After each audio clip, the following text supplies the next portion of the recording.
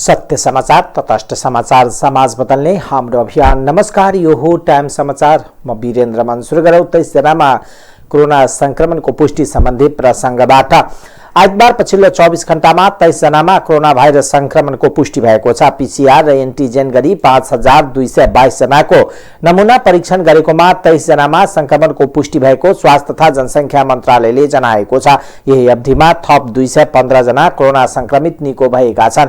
अहिले नेपालमा 1558 जना सक्रिय संक्रमित रहेका छन्। आइतबार पछिल्लो 24 घण्टामा कोरोना भाइरसको संक्रमणका कारण कसैको ज्यान गएको विवरण प्राप्त नभएको स्वास्थ्य मन्त्रालयले जनाएको छ। त्यस्तै 24 घण्टामा 24691 जनाले कोभिड-19 कोरोना भाइरस विरुद्धको खोप लगाएका छन्।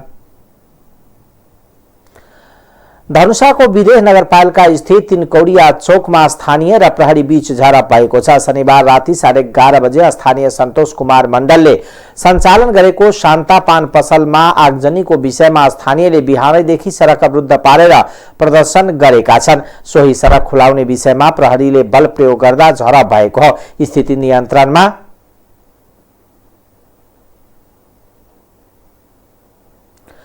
लिन प्रहरीले 8 सेल अश्रु ग्यास प्रहार गरेको हो। 8 सेल अश्रु ग्यास प्रहार भएको धनुषाका प्रहरी प्रवक्ता डीएसपी जितेन्द्र बस्नेतले जानकारी दिनुभयो। आगलागीले किरानाको सामान तथा कपडा समेत जलेर 10 लाख बराबरको क्षति भएको छ। 50 मिटर नजिक रहेको तिनकौडिया प्रहरी चौकीले राति गस्ती नगर्दा अज्ञात समूहले आगजनी गरेको स्थानीयको आरोप छ।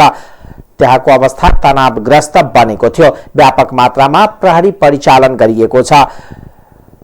उद्योगवाणी संघ जनकपुरका पदाधिकारी टोली समेत घटनास्थलको अवलोकन गरेका छन्। डीएसपी बस्नेतले नजिकका घटना हुँदा पनि समयमा थाहा नपाउनु प्रहरीको कमजोरी रहेको स्वीकार गर्नुभयो। उहाँले प्रहरी चौकीमा कार्यरत प्रहरीलाई आन्तरिक कारबाहीको तयारी समेत भइरहेको उहाँले बताउनुभयो।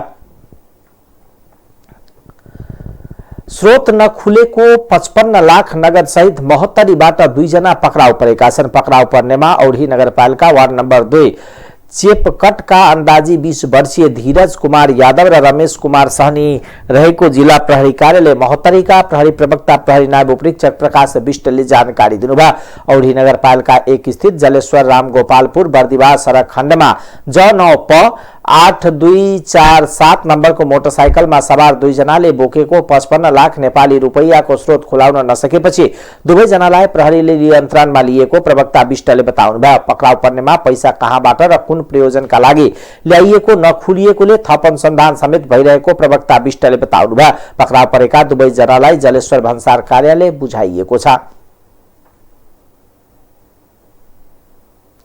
सर्लाहीमा बस खोलामा खस्दा 4 जनाको मृत्यु भएको छ। आइतबार पूर्व पश्चिम राजमार्ग अन्तर्गत सर्लाहीको फुलजोरमा यात्रुवाहक बस पल्टिँदा 4 जनाको मृत्यु भएको प्रहरीले जनाएको छ। बसमा सवार 25 जना भन्दा बढी यात्रु घाइते भएको प्रारम्भिक जानकारी आएको छ। वीरगञ्जबाट जनकपुरतर्फ आउँदै गरेको नाचार ख 8555 नम्बरको यात्रुवाहक बस फुलजोर खोलाको बार भत्काउँदै खोलामा खस्दा दुर्घटना भएको हो। गुडिरहेको बस 81 खोलामा खसेको जिल्ला ट्राफिक प्रहरी कार्यालय प्रमुख केदारमान दोङले जानकारी दिनुभयो। दुर्घटनामा ज्यान गुमाउनेहरूको अहिले शनाखत हुन सकेको छैन।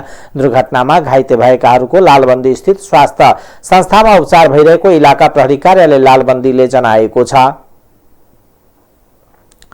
राष्ट्रपति विद्यादेवी भण्डारीसँग चीनको राज्य परिषद सदस्य एवं परराष्ट्र मन्त्री वाङ यीले शिष्टाचार भेटवार्ता गर्नुभएको छ।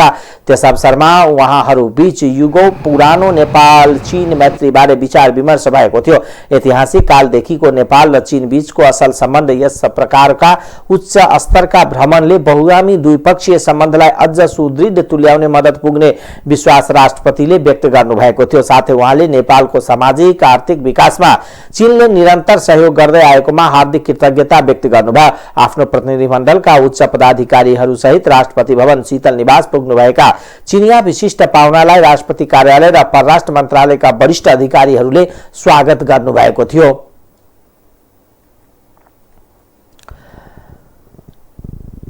नेकपा एमाले बेल्ट एन्ड रोड अवधारणासँग जोडिएका सडक, रेल, सिंचाई, शिक्षा र स्वास्थ्यका परियोजनालाई अगाडि बढाउन चीन सरकारलाई आग्रह गरेको छ। नेपालको त्रिदेशीय भ्रमणमा रहनुभएका चिनिया विदेश मन्त्री एवं राज्य परिषद सदस्य वाङ यीले एमाले अध्यक्ष केपी शर्मा ओलीसँग शिष्टाचार भेटका क्रममा सो आग्रह गरिएको हो। एमाले नेता राजन भट्टराईले भएको भेटवार्ताका क्रममा कोरोनाका कारण प्रभावित भएका चीनका विभिन्न विश्वविद्यालयमा अध्ययनका क्रममा रहेका नेपाली विद्यार्थीलाई सहज रूपमा फर्किन वातावरण बनाइदिन आफूहरूले आग्रह गरेको जानकारी दिनुभयो। कोरोना कहरका समयमा चीन सरकारका तर्फबाट नेपाललाई उपलब्ध गराइएको सहयोगप्रति एमाले धन्यवाद दिएको थियो। तातो पानी रसुवागढी नाकाको नियमित सञ्चालनका लागि एमाले चिनिया विदेश मन्त्री वाङलाई आग्रह गरेको थियो। एमाले गरेको आग्रहलाई विदेश मन्त्री वाङले सकारात्मक रूपमा लिँदै नेपालको विकास समृद्धिका लागि सहयोग गर्न आफू तयार रहेको बताउनु भएको थियो। र भेटका क्रममा द्विपक्षीय मामलाका धेरै विषयहरूमाथि छलफल भए र नेपाल र चीन दुईटा मुलुक अत्यन्त नजिकको छिमेकी अत्यन्त सौहार्दपूर्ण सम्बन्ध रहेका मित्र मुलुक, नेपालको विकासको साझेदार मुलुक चीन र धेरै किसिमका सहयोगहरू हामी आपसमा गरिरहेका छौँ। हाम्रो डिप्लोमेटिक सम्बन्ध नहुँदाखेरि समेत परम्परागत रूपमा हाम्रो आवत जावत, भाषा, धर्म, हाम्रो उत्तरी भेग र उहाँहरूको चीनको भूभाग तिब्बतसँग जोडिएको यति नजिकको मुलुकको भ्रमण, उच्च स्तरीय राजनीतिक भ्रमण जुन भएको छ, त्यसको लागि हाम्रो पूर्व प्रधानमन्त्रीले उहाँहरूलाई स्वागत गर्नुभयो। त्यस पछाडि द्विपक्षीय विषयका थुप्रै विषयहरूमाथि कुराकानी भए। त्यसभित्र महत्त्वपूर्ण कुरा के हो भन्दा अहिले पछिल्लो कालमा खास गरी BRI-सित जोडिएर जुन आयोजनाहरू अगाडि हामीले बढाउन सुरु गरेका छौँ, सहमति गरेका छौँ, तिनीहरूलाई निरन्तरता दिनुपर्छ र तिनीहरूलाई छिटोभन्दा छिटो कम्प्लिट गर्ने र जसकाबाट नेपालले फाइदा लिन सक्ने स्थिति छ।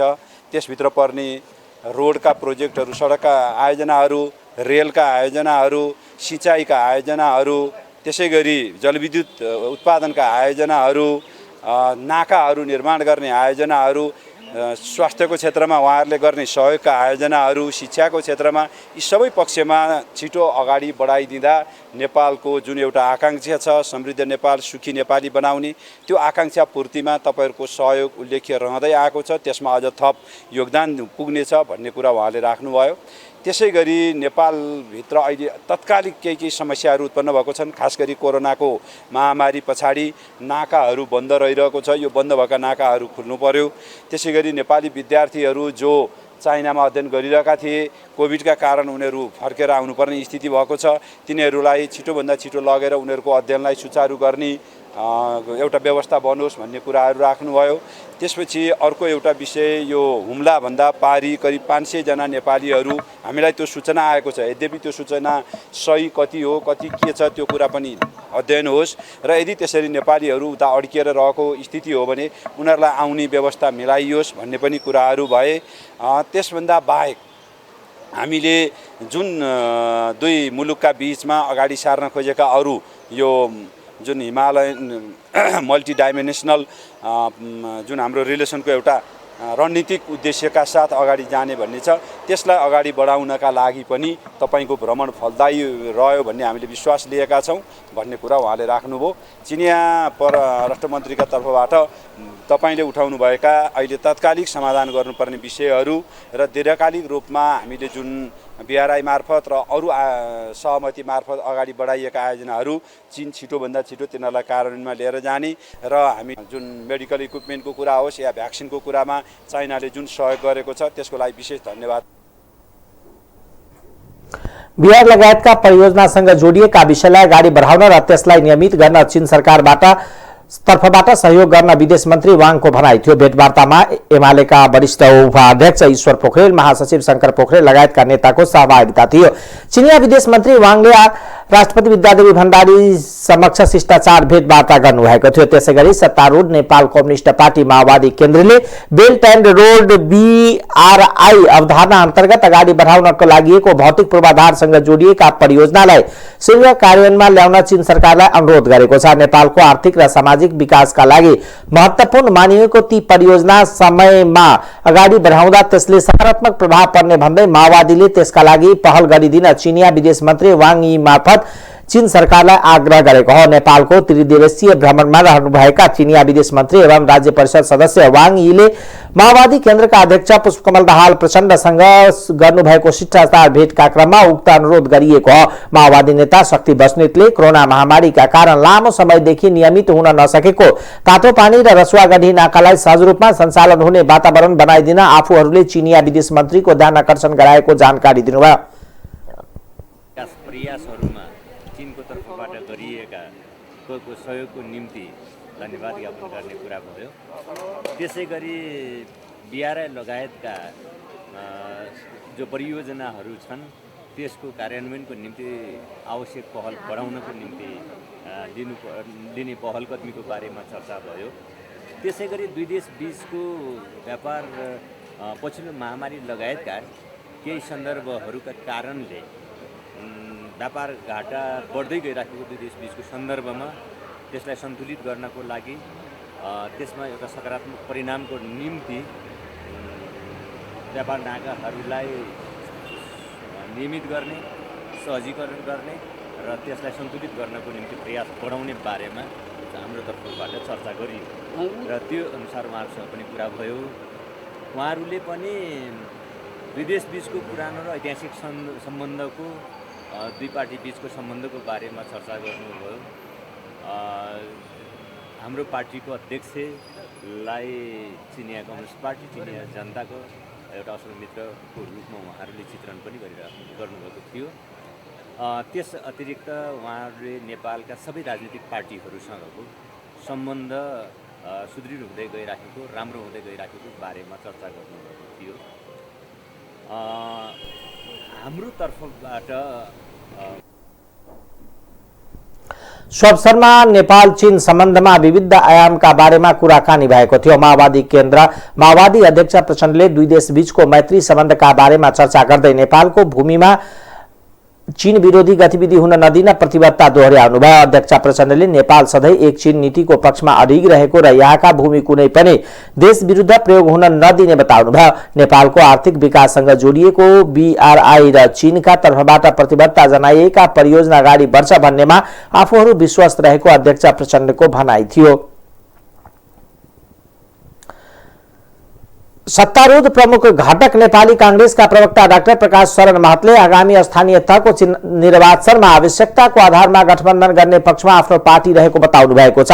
आइतबार पार्टी कार्यालय सानेपामा बसेको केन्द्रीय समितिको बैठकपछि सञ्चारकर्मीहरूसँग बोल्दै प्रवक्ता महतले यस्तो बताउनु भएको हो। उहाँले हरेक वडा पालिका र महानगरपालिकामा पार्टीले कसरी धेरै भन्दा धेरै सिट जित्छ र पार्टी बलियो बन्छ भन्ने कुरालाई ध्यानमा राखेर गठबन्धन हुने बताउनु भयो। उहाँले पार्टीले केन्द्रीय समितिको बैठकमा सबै वक्ताहरूले बोलेपछि मात्र यसबारे आधिकारिक निर्णय गर्ने पनि बताउनुभयो। प्रवक्ता महतले अहिलेसम्म अधिकांश वक्ताहरूले कतिपय ठाउँमा गठबन्धनसँग समझदारी गरेर नै जानुपर्ने धारणा राखेको बताउनुभयो। आउने सम्भावना छ। मूलभूत रूपमा अहिलेसम्म जिल्लामा खटेका पार्टीका केन्द्रीय प्रतिनिधि साथीहरूले आफ्नो रिपोर्ट पेश गरिसक्नु भएको छ, जसलाई हामीले खटाएका थियौँ।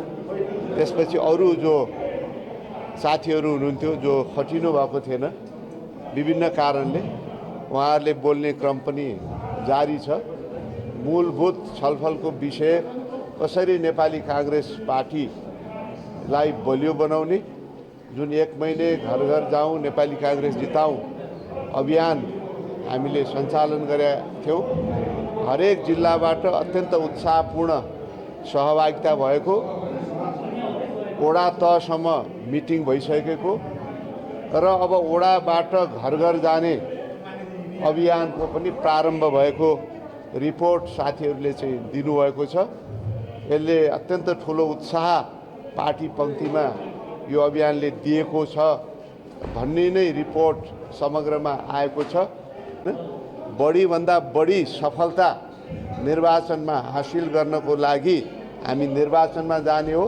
बढीभन्दा बढी सफलता हासिल गर्न कतिपय ठाउँमा समझदारी गरेर गठबन्धन गरेर पनि जानुपर्दछ, टेर्या हुन सक्दैन।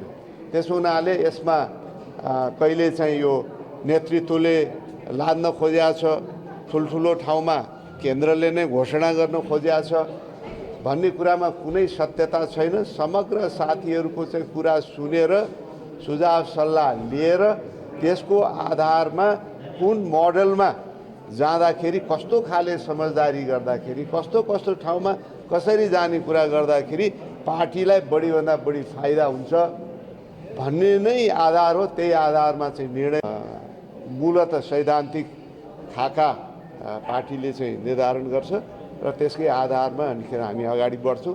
त्यसकारण त्यो मोडलको बारेमा यो अन्तिम निर्णय नहुन्जेल प्रधानमन्त्री समस्या र पार्टी सभापति समस्या उहाँको असक्षमताका कारण आज जसरी श्रीलङ्का टाँड पल्ट्यो, हामी राज्य सत्ताका निम्ति स्थानीय प्रदेश र सङ्घको सरकारको स्थायित्वको निम्ति हामी गठबन्धन गर्दै अगाडि बढ्ने, तर देश टाँड पल्टियो भने त राम्रो कुरा भएन। त्यसैले अर्थमन्त्री अर्थविद पनि होइन, उहाँ अर्थमन्त्री भइसकेपछि देशको आज अर्थतन्त्रको अवस्था के छ? निर्वाचन आयोगले माग गरेको रकम विनियोजन गर्न कति पैसा लाग्यो, कति दिन लाग्यो हामीलाई होइन? भोलिका दिनमा यो निर्वाचन त हामी ठेकौँला, अर्को निर्वाचनका निम्ति जसरी श्रीलङ्कामा प्रश्नपत्र छाप्नका निम्ति विदेशी अनुदान माग्नु पर्यो भने भोलि हामीले मतपत्र छाप्न अर्को निर्वाचनमा सकेनौँ भने देशको अर्थतन्त्र कहाँ पुग्छ? त्यसैले गर्दाखेरि अर्थमन्त्री असक्षम भइसक्नुभयो। त्यसैले उहाँलाई गठबन्धनभित्र कुरा गरेर प्रधानमन्त्रीले चाहिँ उहाँलाई बर्खास्त गर्नुपर्दछ या त राजीनामा माग्नुपर्दछ। प्रवक्ता महतले सोमबार स्थानीय तहको निर्वाचनमा पार्टी गठबन्धनसँग मिलेर जाने वा नजाने भन्ने विषयमा टुङ्गो लाग्ने पनि बताउनुभयो। राष्ट्रिय सभाका अध्यक्ष गणेश प्रसाद तिमल सिन्हाले जनप्रतिनिधिहरूले दोहोरिने इच्छा देखाएर मात्र नहुने बताउनु भएको छ। स्थानीय तहमा दोहोरिन चाहने जनप्रतिनिधिहरूलाई आफ्नो नेतृत्वमा देश र नागरिकको आवश्यकता पूरा हुने नहुने विचार गर्न उहाँले सुझाव दिनुभएको हो। आइतबार गाउँपालिका राष्ट्रिय महासंघ नेपालले आयोजना गरेको गाउँ सभा नगर सभा सञ्चालन तथा कानून निर्माण प्रक्रिया सम्बन्धित स्रोत पुस्तिका विमोचन कार्यक्रमलाई सम्बोधन गर्दै यस्तो बताउनु भएको हो। अध्यक्ष तिमल सिन्हाले आफ्नो पालिका र समाजलाई यस्तो बनाउँछु भन्ने अठोट नगरिकन दोहोरिनुको अर्थ नहुने उल्लेख गर्नुभयो। अध्यक्ष तिमल सिन्हाले आम नागरिकमा राजनीतिप्रति सकारात्मक धारणा बनाउन र उनीहरूको जीवन स्तर उकास्नका लागि नेताहरूले ध्यान दिनुपर्ने उहाँले बताउनुभयो। उहाँले जनताले पनि निर्वाचनको बेला बेठिक मानिसलाई नचुनी विवेक पुर्याएर जनप्रतिनिधि छान्नुपर्नेमा जोड दिनुभयो। पालिकालाई म यस्तो बनाउँछु भन्ने कुरा अठोट गर्ने कि नगर्ने, न त के अर्थ हुन्छ दोहोरिएर? हिजो एउटाले राणाको नाममा, एउटाले पञ्चायतको नाममा, निरंकुशताको नाममा, एउटाले बौद्धको नाममा खाथ्यो, अर्कै खाने हो भने के अर्थ हुँदैन आम नागरिक र देशको लागि? आज हामीले यही एउटा पुस्तिका छाप्दाखेरि युएसआइडीको चाहिँ सहयोग लिएका छौँ, उहाँलाई धन्यवाद गर्नु परेको छ। के सधैँभरि यस्तै मागेर धन्यवादै दिने बनिरहने? त्यो हामी नागरिकको जिम्मेवारी हो कि प्रत्येकको कुरामा गर्दैछु। हामी के भन्छौँ? अफिसमा गएर काम गरेका छौँ, घडी हेरेर सेवा गरिआएको छ, 5 बज्यो, 5 को लागि मात्रै 6 किन बज्दाखेरि त्यहाँ काम नगर्ने? के पढे लेखेको सचेत नागरिक होइन? 5 बजे बन्दै गरेर हिँड्नुपर्छ, आजको फाइल सकेर जाउँ भन्न हुँदैन। देश बनाउने जिम्मा राजनीति गरेर भाषण गऱ्यो भने त्यसको मात्रै हुन्छ, प्रत्येक नागरिकको हुन्छ। यसो त्यो बनाउने कि नबनाउने? अब सत्ता परिवर्तन भइरहेको हुन्छ, आम नागरिकलाई भारी बोक्नेलाई गिटी कुट्नेले सत्ता परिवर्तनमा चासो राखेको छ। त्यो चासो के को लागि भन्दा मैले भोट हालेको पार्टी, मैले चिनेको मान्छे आओस् भन्नेसँग होइन, मेरो गिटी कुट्ने जीवनमा परिवर्तन के हुन थाल्यो, अब यसले हुन्छ भन्ने एहसास हुने गरिकन ल्याउन हामी। के मतलब ती कुर्सीको लागि आउँछन् जान्छन् भनेपछि अनि हामी जस्ता पदमा भएकाले गर्व गर्ने ठाउँ रहन्छ। यसकारण किन बन्ने भन्ने कुरा धेरै महत्त्वपूर्ण हुन्छ। अब हामीले एकदम सर्वसाधारणलाई पनि त्यो दिशातिर, ठिकै हो, आम नागरिक जस्तो छ जनप्रतिनिधिभन्दा एकदम फरक ढङ्गको आउँदैन। हामी कहिलेकाहीँ भन्छौँ नि नेपालका नेताहरू एकदम विकसित मुलुकको या त युरोप अमेरिका होला या चीन होला या भारतको जस्तो ठ्याक्कै त्यस्तो भइदियोस्।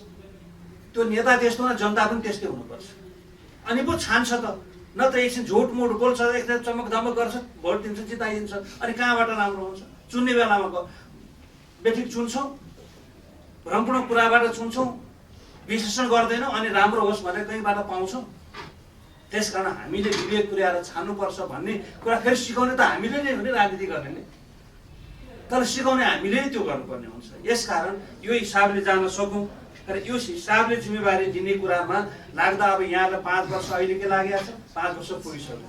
यसो हेर्दा 5 वर्ष त गइसकेछ, 5 वर्ष त के गर्ने, यसो के गरौँला भनेको त कति छिटो गयो। राजनीतिक पार्टीहरूले आफ्नो पार्टीबाट निर्वाचित जनप्रतिनिधिको कामको मूल्याङ्कन गरेर त्यसको आधारमा टिकट दिनुपर्ने उहाँले बताउनुभयो। नेकपा एकीकृत समाजवादीका अध्यक्ष माधव नेपालले बालुवाटार स्थित प्रधानमन्त्री निवासमा बनाइएको बंकर भित्र बसेर विगतमा तत्कालीन प्रधानमन्त्री केपी ओलीले राष्ट्रपति र प्रधान सेनापतिसँग गोप्य वार्ता गरेको आरोप लगाउनु भएको छ। बालुवाटारमा तत्कालीन प्रधान न्यायाधीश चोलेन्द्र शमशेर राणासँग पनि भेटेर सेटिङमा संसद विघटन गरिएको नेपालले बताउनुभयो। आइतबार पार्टी निकट पत्रकारहरूलाई काठमाडौँमा सम्बोधन गर्दै नेपालले प्रधान सेनापति र राष्ट्रपतिसँग धेरै गोप्य बैठक ओलीले मुलुकलाई बंगलादेश मोडेलमा लैजान चाहेको आरोप समेत लगाउनुभयो। उनको दिमागमा बंगलादेश चलिरहेको छ। चुनाव गराउने, ठटाउने जम्मै सेटिङ मिलेकै छ। निर्वाचन आयोगले घोषणा गर्ने अहिले त सम्भव चलेको थियो। अहिले चलेको थियो कि प्रधान न्यायाधीश चोलेन्द्र शमशेर राणासँग हप्ताको 2 दिन बालुवाटारमा भेटेर स्थानीय चुनावमा कुन न्यायाधीशलाई कहाँ खटाउनेदेखि लिएर अनि त्यसपछि अर्को प्रहरीको मान्छेलाई बोलाएर अनि कुन प्रहरीलाई कहाँ खटाउने सबै वर्कआउट सुरु भइसकेको छ। त्यो सबै वर्कआउट कसो सरकारले थाहा पाएको हुनाले सरकारको एजेन्सीको माध्यमबाट मैले पनि जानकारी पाएँ।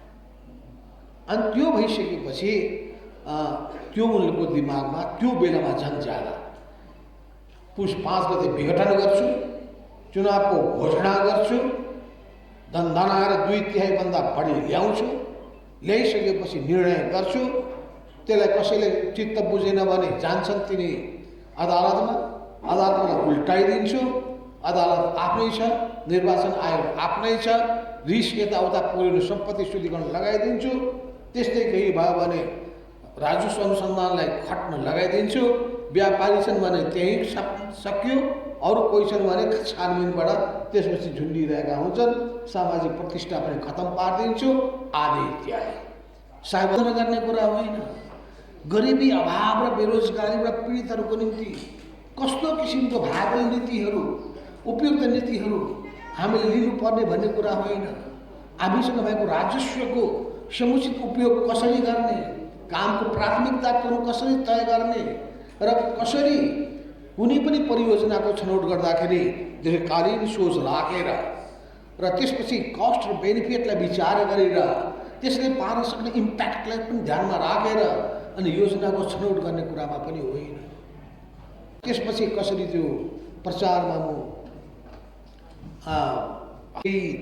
व्यक्तिवाद, त्यसो हुनाले सबै कुराहरूको कम्बिनेसनमा केपी ओलीले के गरे, उनका मूलतः मैले 3टा चरित्र भन्ने गरेको छु।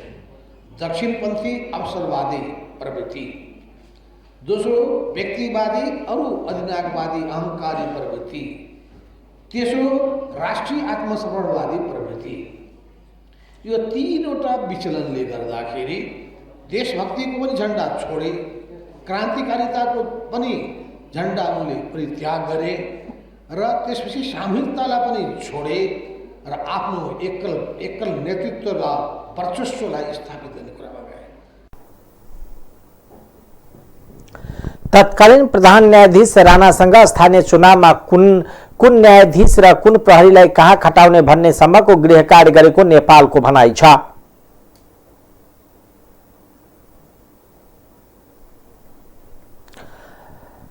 सरकारका प्रवक्ता एवं संचार तथा सूचना प्रविधि मन्त्री ज्ञानेन्द्र बहादुर कार्कीले धार्मिक आस्थाका आधारमा कसैमाथि विभेद गर्न नहुनेमा जोड दिनुभएको छ। सुनसरीको भोक्राहा नरसिंह गाउँपालिका 1 मा निर्माणाधीन महर्षि सन्त मत मन्दिरमा शिलान्यास गर्दै उहाँले समाजमा अनेक धर्म र जातिको बसोबास रहेकोले कसैमाथि विभेद गर्न नहुनेमा जोड दिनुभयो। समाजमा विभिन्न धर्मावलम्बीहरू बसोबास भएकोले मन्दिरका कारण भेदभाव नगरी सामाजिक सद्भाव कायम गर्नु आवश्यक रहेको उल्लेख गर्दै मन्त्री कार्कीले धर्मका नाममा अनेकम रूपले अनेक किसिमका विवाद सिर्जना गरिएको पनि आखिरी मानव जातिको एउटै लक्ष्य सुख शान्ति र मृत्युपछि मोक्ष प्राप्त नै रहेकोले विभेदको औचित्य नभएको बताउनुभयो। कार्यक्रममा कोशी गाउँपालिकाका अध्यक्ष अयुब अन्सारी, भोक्राहा नरसिंह 2 का वार्ड अध्यक्ष आलम अन्सारी, 4 का वार्ड अध्यक्ष हारून अन्सारी र कांग्रेसका गाउँ स्तरीय सभापति युवराज दाल लगायतको सहभागिता थियो। माओवादी सशस्त्र द्वन्द्व सहितको विभिन्न समयमा भएको मानव अधिकार उल्लङ्घनका घटनाका दोषीहरूलाई सजाय नगरिएको कारणले समाजमा द्वन्द्वहीनता मौलाउन थालिएको विभिन्न वक्ताहरूले बताएका छन्। उनीहरूले समाजमा देखिएका द्वन्द्वहीनतालाई समाप्त गर्नुपर्नेमा अहिलेको आवश्यकता रहेको औल्याएका छन्। एडभोकेसी फोरम नेपालको आयोजनामा जनकपुरमा भएको मानव अधिकार सम्बन्धी अन्तर्क्रिया कार्यक्रममा वक्ताहरूले द्वन्द्वहीनतालाई प्रश्रय दिने कार्य गरिएको कारणले समस्या आएको बताउनुभयो। एडभोकेसी फोरम नेपालका सल्लाहकार मन्दिरा शर्माले अहिले मुलुक संघीयतामा गइसकेको अवस्थामा कतिपय प्रदेश सरकारले कानूनहरू निर्माण गरिरहेको र त्यो कानून मानवाधिकार मैत्री नरहेको त्यो पनि छलफलको आवश्यकता रहेको औल्याउनुभयो। त्यसैगरी मध्य प्रदेशका नीति तथा योजना आयोगका उपाध्यक्ष डाक्टर भोगेन्द्र झाले मानवाधिकार हननको घटनामा दोषी देखिएका पीडित पक्षहरू अहिले पनि न्याय पाउन नसकेको बताउनुभयो। प्रहरीसँग सम्बन्धित कानुनहरू बन्दैछ र यो प्रहरीसँग सम्बन्धित कानुनहरू बन्दै गर्दा प्रहरीलाई कसरी मानवाधिकार मैत्री बनाउन सकिन्छ, कानुनको शासनप्रति संविधानप्रति जवाबदेही कसरी बनाउन सकिन्छ, त्यहाँभित्र हुने यातनाका कुराहरूलाई कसरी रोकथाम गर्न सकिन्छ भन्ने कुरा सँगसँगै हामीले हेर्न जरुरी छ।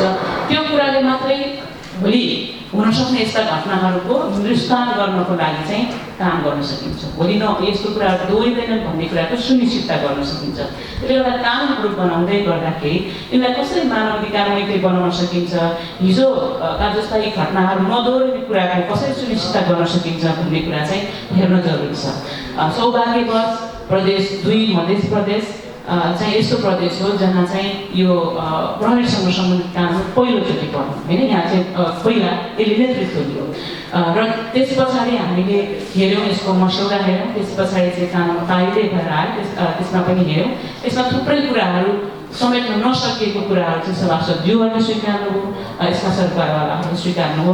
अब हामी संशोधन गर्छौँ भनेर भनिरहेको अवस्था छ, अथवा निर्देशिका ल्याउँदाखेरि यो कुरालाई चाहिँ हामी हेर्छौँ भनिरहेको अवस्था छ। त्यसले गर्दा यस्तो कामहरू गर्दाखेरि पनि सरकारवालाहरूसँगको परामर्श चाहिँ महत्त्वपूर्ण हुन्छ र सङ्क्रमणकालीन न्यायका कुराहरूलाई सम्बोधन गर्नको लागि यस्ता कुराहरूले पनि महत्त्वपूर्ण भूमिका राख्छन्। आन्दोलन हो, जनयुद्ध हो, जनयुद्धले केही न केही त समाजलाई दिएकै हो, तर जनयुद्धको बलमा शासनमा पुगेका व्यक्तिहरू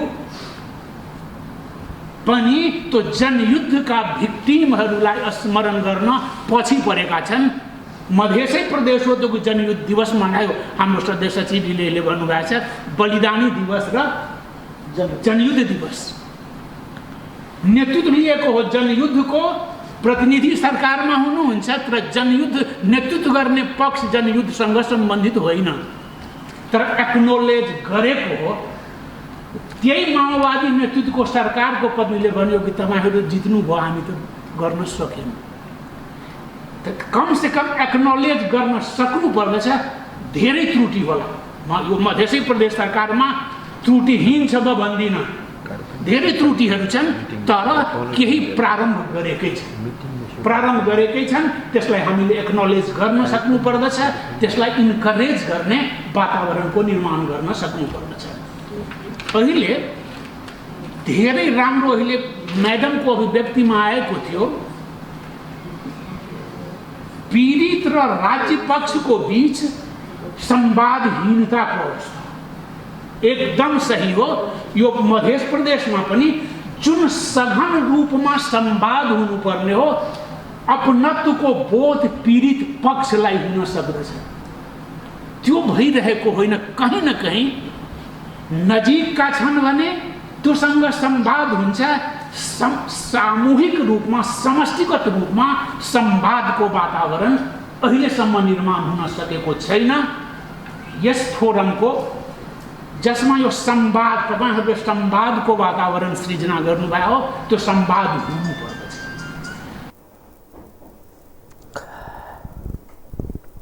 झाली समाजमा दमनहीनतालाई बढाउने कार्य जसले गरे पनि त्यसलाई बढाउँदै जाने हो भने समाजमा अराजकताको अवस्था आउन सक्ने बताउनुभयो। कार्यक्रममा प्रदेशसभा सदस्य रामशिष यादव, विभिन्न अधिकारी कर्मी, संचारकर्मी लगायतको उपस्थित रहेको थियो।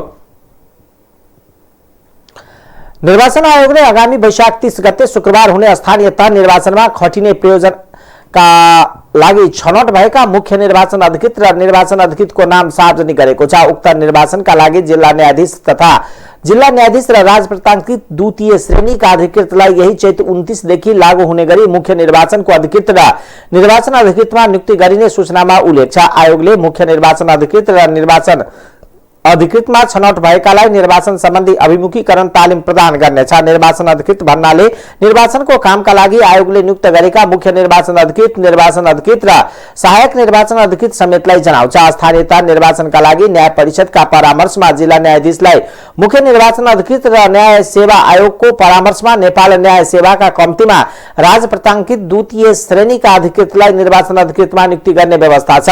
स्थानीय तह निर्वाचनका हकमा न्यायाधीश र न्याय सेवाका राजप्रताङ्कित अधिकृतलाई मात्र नियुक्ति गर्न नसकिएमा निजामती सेवाभित्रका अन्य सेवाका अधिकृतलाई समेत निर्वाचन अधिकृतमा खटाउन सकिनेछ। निर्वाचन सञ्चालन र व्यवस्थापन गर्ने मुख्य जिम्मेवारी निर्वाचन अधिकृतको हुनेछ। निर्वाचन कार्यक्रम अनुसार उम्मेदवारको मनोनयन दर्ता, मनोनयन उपर उजुरी लिने, उजुरी उपर छानबिन गर्ने, उम्मेदवारको अन्तिम मतदाता नामावली प्रकाशन गर्ने, निर्वाचन चिन्ह दिने, आचार संहिताको पालन गराउने, मतदानका लागि कर्मचारी खटाउने, मतदान र मतगणना गराउन आफ्नो क्षेत्रको निर्वाचन विवाद निरूपण गर्ने तथा निर्वाचन परिणाम प्रकाशन गरी आयोगमा प्रतिवेदन बुझाउने निर्वाचन अधिकृतको मुख्य जिम्मेवारी हो। अब आर्थिक समाचार।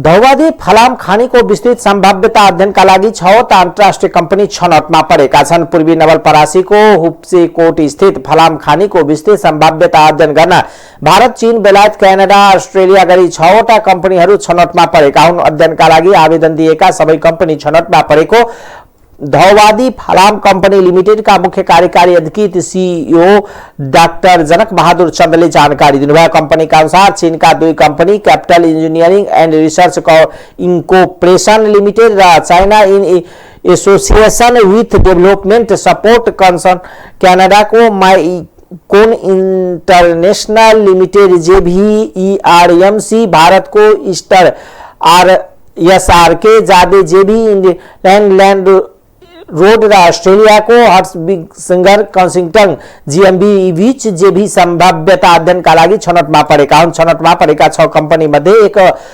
कंपनीले पूर्वी नवलपरासीको धौवादीमा सञ्चालनमा रहेको फलामे ढुङ्गा तथा आयरन ओरबाट उत्पादन हुने फलाम तथा स्टील प्लान्टको सम्भाव्यता अध्ययन गर्ने चन्दले जानकारी दिनुभयो। यी कम्पनीहरूसँग आर्थिक तथा प्राविधिक प्रस्ताव माग गरिएको उहाँले बताउनुभयो। मध्ये छनौट हुने एक कंपनीले सम्भाव्यता अध्ययनको प्रतिवेदन 3-4 महिनाभित्र बुझाउनेछन्। खानीमा 10 करोड मेट्रिक टन फलामको भण्डार भएको प्रारम्भिक तथ्याङ्क भए पनि केही समय अघि कंपनीले विज्ञ टोलीले सहभागितामा गराएको अध्ययनले भण्डारण अझ बढी भएको पत्ता लागेको छ। चन्दले उक्त खानीमा फलामको भण्डार 15 करोड मेट्रिक टन रहेको जानकारी दियो। यद्यपि खानीको ड्रिलिङ गरिएको प्रतिवेदन आएपछि यकिन तथ्य आउने उहाँको भनाइ छ। सम्भाव्यता अध्ययन सकिएपछि मात्र विस्तृत परियोजना प्रतिवेदन DPR तयार गरिने कंपनीले जानकारी दिएको छ। यसका लागि पनि अन्तर्राष्ट्रिय बोलपत्र आह्वान गरिनेछ। उक्त खानीमा फलाम रहेको तथा चीनमा लगेर परीक्षण गरिएको और तथा कच्चा फलामे ढुङ्गाबाट पनि फलाम तथा बिलेट बनाउन सकिने प्रविधि पुष्टि भइसकेको छ। तर विस्तृत सम्भाव्यता अध्ययनले खानीबाट व्यावसायिक रूपमा कति फलाम निकाल्न सकिन्छ भन्ने तथ्य जानकारी हुने चन्दको भनाइ छ। चालु आर्थिक वर्षमा सम्भाव्यता अध्ययन सकिने भन्दै उहाँले DPR प्रतिवेदन भने यो वर्ष तयार नहुने जानकारी दिनुभयो। नेपालमा पहिलो पटक खानीको काम हुन लागेकोले अन्तर्राष्ट्रिय जनशक्तिबाट काम गरिरहेको उहाँले बताउनुभयो। आर्थिक वर्ष 67-68 देखि अन्वेषण सुरु गरिएको धौवादी फलाम खानीबाट व्यावसायिक उत्पादनका लागि अझ समय लाग्ने उहाँले बताउनुभयो। अब अन्तर्राष्ट्रिय समाचार।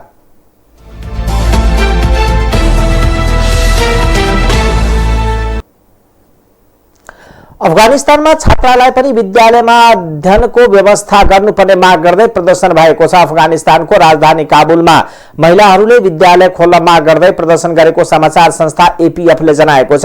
विद्यालयमा पढ्न पढाउन पाउने आफूहरूको आधारभूत अधिकार भएकोले विद्यालय जान पाउने व्यवस्था गर्नुपर्ने प्रदर्शनकारीको माग छ। साथै उनीहरूले प्रदर्शनलाई राजनीतिक रूपमा नलिन पनि आग्रह गरेका छन्। अफगानिस्तानमा तत्कालीन तालिबान विद्रोहीले सत्ता कब्जा गरेपछि महिलाहरूलाई अध्ययन अध्यापन तथा रोजगारी लगायतकामा सहभागी हुन नपाउने घोषणा गरेको थियो। सरकारको घोषणाप्रति विश्वभरका आलोचना भएको थियो। तालिबान सरकारले गएको हप्तादेखि छात्रालाई विद्यालय जान दिने निर्णय गरेको थियो, तर विद्यालय खुल्ला भन्दा केही घण्टा अगाडि सरकारले निर्णय उल्टाउँदै छात्रालाई विद्यालय जान रोक लगाएको छ। युक्रेन युद्धलाई लिएर दुई विश्वशक्ति देश अमेरिका र रुस आरोप प्रत्यारोपमा उत्रिएका छन्। अमेरिकी राष्ट्रपति जो बाइडेनले रुसी राष्ट्रपति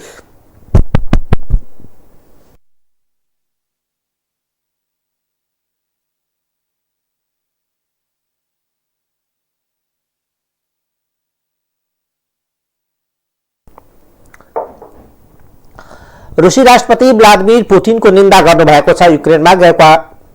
युक्रेनमा गरेको आक्रमणलाई लिएर बाइडेनले रुसी राष्ट्रपति पुटिनलाई पदमा बस्न लायक नरहेको टिप्पणी समेत गर्नुभएको छ। पोल्यान्डको राजधानी वार्सामा भएको कार्यक्रममा सम्बोधन गर्दै अमेरिकी राष्ट्रपति बाइडेनले पुटिन शक्तिमा रहन नहुने समेत बताउनु भयो। बाइडेनले सम्बोधन गर्दा गर्दै रुसले पोल्यान्डको सीमाबाट झन्डै 40 माइलको दूरीमा रहेको युक्रेनको लभिभ शहरमा आक्रमण गरेको छ। साथै बाइडेनको टिप्पणीमा जवाब दिँदै रुसी राष्ट्रपति कार्यालयले पुटिन शक्तिमा रहने वा नरहने भन्ने निर्णय बाइडेनको नभई रुसी नागरिकको रहेको प्रतिक्रिया दिनुभयो।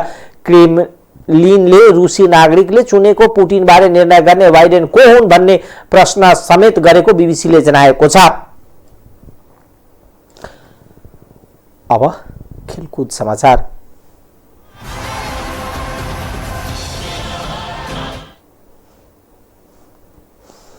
पुरानो संस्था नेपाल व्यायाम मन्दिरले आयोजना गर्ने 16औं धर्मश्रीका विजेताले नगद 10 लाख प्राप्त गर्ने भएका छन्। पत्रकार सम्मेलनमा व्यायाम मन्दिरका अध्यक्ष नारायण प्रधानले उक्त जानकारी गराएका हुन्। खेलकुदको क्षेत्रमा व्यक्तिगत विधातर्फको नै सर्वाधिक पुरस्कार राशि रहेको आयोजकले दावी रहेको यस प्रतियोगिताको अघिल्लो संस्करणमा पुरस्कार राशि 5 लाख रुपियाँ रहेको थियो। शारीरिक सुसंगठनको इतिहासमा नै अति प्रतिष्ठित प्रतियोगिता रहेको धर्मश्रीमा 16औं संस्करणमा नयाँ विधालाई पनि थप गरिएको छ, जसमा महिला तथा पुरुष फिजिक्स विधालाई थप गरिएकोमा समेत आयोजित पत्रकार सम्मेलनमा जानकारी गरायो। 23 र 24 वैशाखमा कमलादी स्थित प्रज्ञा प्रतिष्ठानमा आयोजना हुने प्रतियोगिताको प्री जकिङ राउन्ड 23 वैशाखमा हुनेछ। फाइनल चरणका खेल 24 वैशाखमा हुनेछन्। प्रतियोगितामा 65, 60, 55, 60, 65, 70, 75, 80 र 80 भन्दा माथि तौल केजीका समूह 400 खेलाडीहरूले प्रतिस्पर्धा गर्नेछन्। प्रत्येक विधामा प्रथम स्थान हासिल गर्ने खेलाडीहरूको बीचमा अन्तिम प्रतिस्पर्धा गराई विजय हुनेलाई धर्मश्रीको उपाधि सहित सम्मान गरिनेछ।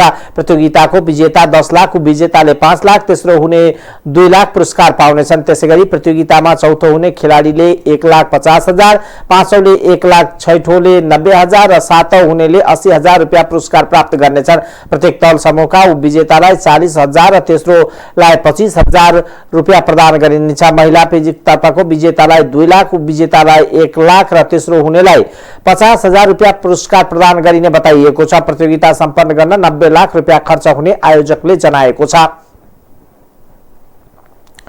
युवा तथा खेलकुद मन्त्री महेश्वरजंग घतराजले विद्यालयलाई आधारभूत खेलकुद क्षेत्रको रूपमा पनि विकास गर्न तयारीमा सरकार लागिरहेको बताउनु भएको छ। बागमती प्रदेश खेलकुद विकास परिषदको आयोजनामा काभ्रे प्लान्चोकको धुलीखेल स्थित खेल मैदानमा शनिबार सम्पन्न कार्यक्रममा उहाँले एक विद्यालय एक स्पोर्ट्स क्लबको रूपमा विकास गरेर खेल पूर्वाधारको आधार तयार पार्दै जाने गृह कार्यमा सरकार लागि परेको बताउनुभयो। स्थानीयदेखि प्रदेश र संघीय सरकारले खेल क्षेत्रको दिगो विकासका लागि बजेट वृद्धि गर्दै लागिने उहाँले बताउनुभयो। नवौं राष्ट्रिय खेलकुद प्रतियोगिता छिट्टै सम्पन्न गर्ने तयारीमा सरकार जुटेको छ। सो अवसरमा उहाँले विजय खेलाडीलाई नवौं राष्ट्रिय खेलकुद प्रतियोगिताका लागि तयारी रहन आग्रह गर्नुभयो। प्रदेश खेलकुद विकास परिषदले खेलकुदको विकास र प्रवर्धन गर्ने उद्देश्यले प्रथम प्रदेश खेलकुद प्रतियोगिता आयोजना गरेर महत्त्वपूर्ण कदम चालेको उल्लेख गर्दै उहाँले यसले खेल क्षेत्र चलायमान हुनुको साथै खेलाडी उत्साहित भएको बताउनुभयो। बागमती प्रदेशका युवा तथा खेलकुद मन्त्री रत्न ढकालले प्रदेश सरकारले प्रदेशका 13 वटै जिल्लामा विभिन्न 8 विधामा खेलकुद प्रतियोगिता सञ्चालन गरिसकेको बताउँदै खेलकुद क्षेत्रको विकासका लागि पूर्वाधारको विकास, खेलाडीको संरक्षण, खेल सामग्रीको व्यवस्थापन तथा खेलकुद प्रतियोगिताको आयोजना गर्न क्रममा प्रदेश सरकार प्रतिबद्ध रहेको उल्लेख गर्नुभयो। कार्यक्रममा मन्त्री गहतराजले महिला फुटबलतर्फ प्रथम हुने मकवानपुर र दोस्रो हुने धादिङलाई ट्रफी तथा प्रमाणपत्र वितरण गर्नुभयो। त्यसैगरी नेपाल बक्सिङ संघका अध्यक्ष राम आवाले, खेलकुद परिषदका सदस्य सचिव सूर्यलाल भण्डारीले बक्सिङतर्फ प्रथम, द्वितीय र तृतीय हुने सफल खेलाडीलाई प्रमाणपत्र वितरण गर्नुभयो। बक्सिङतर्फ 48 केजी तौल समूहका रवि थापा काठमाडौँ प्रथम, नवीन कार्की सिन्धुली दोस्रो र लक्ष्मण राई काभ्रे प्लान्चोक तेस्रो हुनुभएको छ। 51 केजी तौल समूहमा लाल प्रसाद उप्रेती काभ्रे प्लान्चोक प्रथम, उमङ्ग छेत्री सिन्धुली दोस्रो र सरोज गुरुङ र रसुवा तथा सन्तोष राई ललितपुर तेस्रो हुनुभएको छ। टाइम्स समाचार अहिलेको लागि यति नै। हेर्दै गर्नुहोला टाइम्स टेलिभिजन। नमस्कार।